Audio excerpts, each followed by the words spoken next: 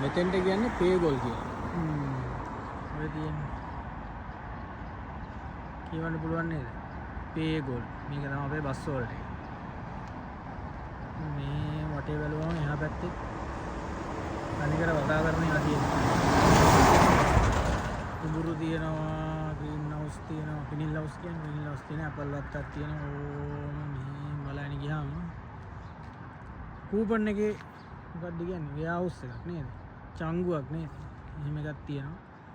අපි රෑ 12ට මොනවා හරි ඕඩර් කරාම පාන්දර 5 වෙනකොට ගේට් වලට ගෙනත් තියෙනවා. මොකද කම්පැනි අතරනේ තියෙන්නේ.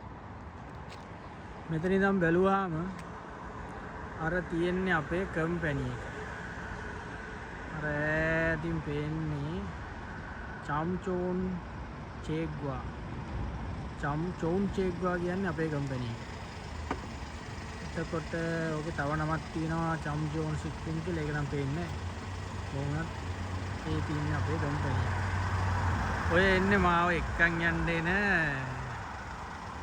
අපේ ඩ්‍රයිවර් මහත්තයා. හරිද?